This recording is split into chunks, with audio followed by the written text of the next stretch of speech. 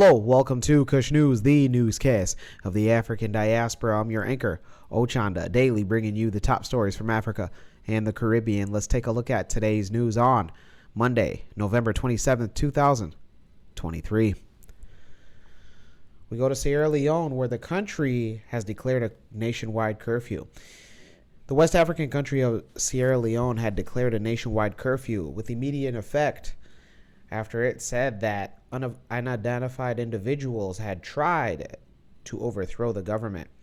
Sierra Leone's government said on Sunday that unidentified gunmen attacked a military barrack and tried to break into an armory in the capital of Freetown. The government said that security forces were able to regain control of the situation, but nevertheless said that it was issuing a stay-at-home curfew across the country. The West African regional group ECOWAS condemned what it described as an attempt to acquire arms and disrupt constitutional order. The government in the English-speaking West African country has been unsettled since the re-election of President Julius Bio back in June of this year. Anti-government protests had started back in August, resulted in major arrests. President Bio had referred to these as an attempt to overthrow the government. In October, the main opposition said that the government signed an accord after talks mediated by ECOWAS, and it agreed to end its boycott and participation in protests in exchange to end detentions and court cases that they said were politically motivated. President Bio issued a statement on social media on Sunday about the attack, saying that he was in the presidential lodge in the capital, and he issued a few details but claimed that calm has been restored. Most of the leaders have been arrested. Security operations and investigations are ongoing. We will ensure that those responsible are held accountable through due process. A series of West African countries has undergone one or several military coups in recent years, including the Sahel region. Those in Sierra Leone, let us know how you feel. Let us know on what you were doing during the lockdown curfew. Also let us know on what do you think is to come from this. We want to hear directly from you. Let's go to Niger, where they commissioned a new photovoltaic power plant. Niger's electricity company Nigelec has commissioned a 30 megawatt photovoltaic plant to compensate for major shortages since Nigeria has stopped buying electricity. Equipped with more than 55,000 solar panels, the power station is the largest solar energy infrastructure ever built in the country. The company is already seeing an improvement in quality of the service for its subscribers, particularly in the capital. The plant was due to be operational back in August, but was delayed for departure from Niger after the coup that ensued. The start of the power station was made possible by technicians who remained in the capital after the coup.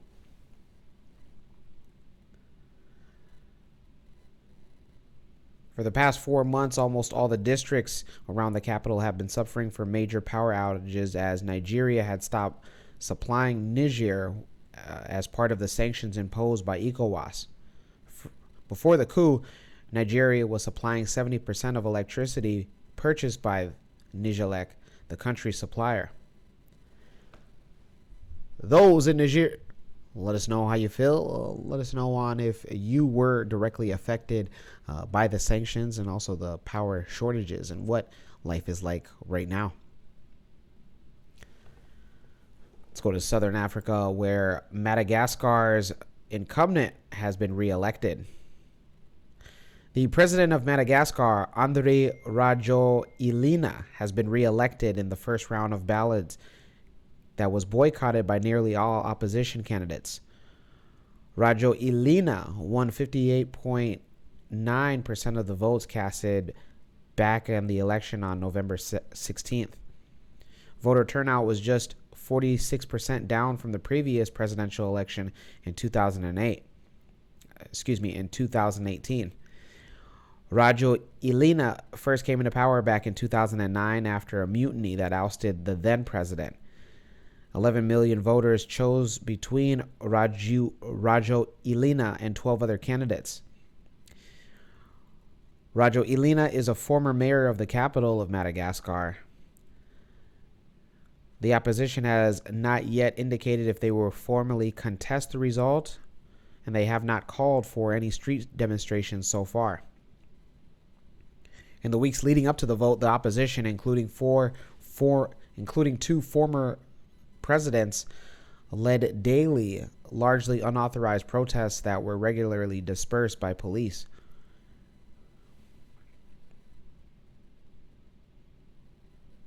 Those in Madagascar, let us know on if your candidate did in fact win, and also congratulations to President Rajoelina. Let's go to the Caribbean and end it there. We go to the British Virgin Islands, where the tourism is making a stellar comeback.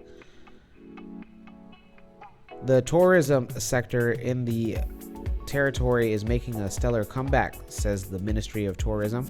This is according also to the figures that were shown by the 2024 budget presented by the Premier Natalia Wheatley earlier last week. Natalia Wheatley said that the sector has made and shown remarkable resilience despite several challenges over the last several years. The British Virgin Islands was experiencing steady growth in the accommodation sector directly tied to tourism. Tax revenue from hotel accommodation is also expected to increase. Tourism is the second largest revenue in the island nation. Those in the British Virgin Islands, let us know how you feel. Let us know on if you yourself work in the tourism sector and have you seen a noticeable change. When we come back, we'll have today's African proverb of the day. Don't go anywhere. Will you? Blessed are those who ask the questions, brother. Whitley, I love you, and if you'll have me, I want you to be my wife. What the hell are you doing? Hey, I'm sorry, Byron. I love her. Die! Just die! Let him go, man. Will you have me, Dwayne, as your lawfully wedded husband from this day forth to having a whole and richer for poorer? Baby, please, please. I do!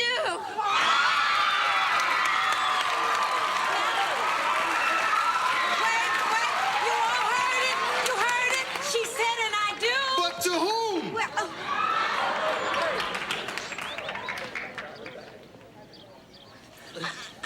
I'm sorry, Byron. No. You made a mistake. So what? Here at mccadero.com, we don't make any mistakes. For your next wedding, second wedding, third wedding, fourth wedding, hell, even your fifth wedding, book us at www.mccadero.com, the official website of the #1 MC in the game. Welcome back. Let's take a look at today's African proverb of the day, and it comes to us from Nigeria. What's going on, Nigeria? And it reads, "We are what our thinking makes us." Once again, we are what our thinking makes us. Nigerian proverb. Yeah, absolutely. It's, some people call it the law of attraction, right? It's one of the 12 universal laws, I believe. I don't know, but how you think is pretty much how you're going to feel and how you're going to act. So if you think of yourself in a low level or something that is not in your best interest or for your best benefit, then you're going to act like that. But if you think of yourself as somewhat of like a superhero or somebody that can handle whatever is life's challenges, you're going to act like that. Let me know your interpretation of today's African proverb of the day, as well as your thoughts, views, questions, comments, and concerns on the top stories. Don't forget to hit that like button. Make it your best friend. For Kush News on Kush Convos TV, I'm Ochanda. We'll see you soon.